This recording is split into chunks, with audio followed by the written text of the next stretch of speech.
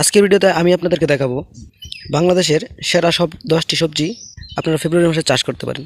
ফেব্রুয়ারি মাসের মাঝামাঝি সময় এগুলো যদি আপনারা চাষ করেন, আপনার বাড়ির আঙিনায়, বাড়ির আশেপাশে, আপনার ফাঁকা জায়গায় এগুলো চাষ করে আপনি আপনার ঘরের চাহিদা মেটাতে পারেন। তো কী কী সবজি আমরা ফেব্রুয়ারি মাসে চাষ করতে পারি সেটাই আমরা দেখব। একে একে আমরা 10টি সবজি দেখব। প্রথমে আমাদের নাম্বার ওয়ানে আমরা চাষ করতে পারি বেগুন। ফেব্রুয়ারিতে বেগুন খুব ভালো হয়, তাই আমরা ফেব্রুয়ারিতে বেগুন চাষ করতে পারি। নাম্বার দুই আমরা চাষ করতে পারি গাজর। গাজর আমাদের স্বাস্থ্যের জন্য খুবই উপকারী, আমরা গাজর চাষ করতে পারি। নাম্বার তিন নম্বরে আমরা মূলা চাষ করতে পারি। মূলা একটি শীতকালীন সবজি, তাই আমরা ফেব্রুয়ারি মাসের মাঝামাঝি সময়ে চাষ করতে পারি।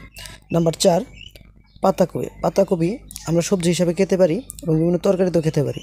এবং নাম্বার 5 আমরা চাষ করতে পারি ফুলকপি আমাদের স্বাস্থ্যের জন্য ভালো এবং আমরা তরকারিতে খেতে পারি, তাই আমরা ফুলকপি চাষ করতে পারি। নাম্বার 6 পেঁয়াজ। তো পেঁয়াজ আমাদের পরিবারে সবসময় লাগে, সেই জন্য আমরা বাড়ির আঙিনাতে পেঁয়াজ চাষ করতে পারি। তারপর হচ্ছে আমাদের নাম্বার 7 নম্বরে আমাদের রসুন। সারা বছরের দাম প্রায় সমপরিমাণ থাকে, তাই আমরা বাড়ির আঙিনায় আমরা রসুন চাষ করতে পারি। তারপর আছে আমাদের নাম্বার 8 আছে মটরশুঁটি। আমরা নুডলসের সাথে মটরশুঁটি খেতে পারি এবং মটরশুঁটি শুধু খেতে পারি এবং মটরশুঁটি ডাল খেতে পারি, সেই জন্য মটরশুঁটি চাষ করতে পারি।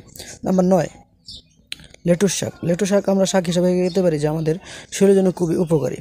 তারপর আছে আমাদের সর্বশেষ নাম্বার 10 নম্বরে আছে আমাদের পালং শাক আমাদের স্বাস্থ্যের জন্য অনেক অনেক অনেক উপকারী, তাই আমরা পালং শাক চাষ করতে পারি। এবং এক্সট্রা আছে আমাদের ক্যাপসিকাম, যেটা আমরা সাধারণত আধুনিক সবজি হিসেবে খেয়ে থাকি। ক্যাপসিকাম আমাদের শরীরের জন্য খুবই উপকারী। সকলকে ধন্যবাদ।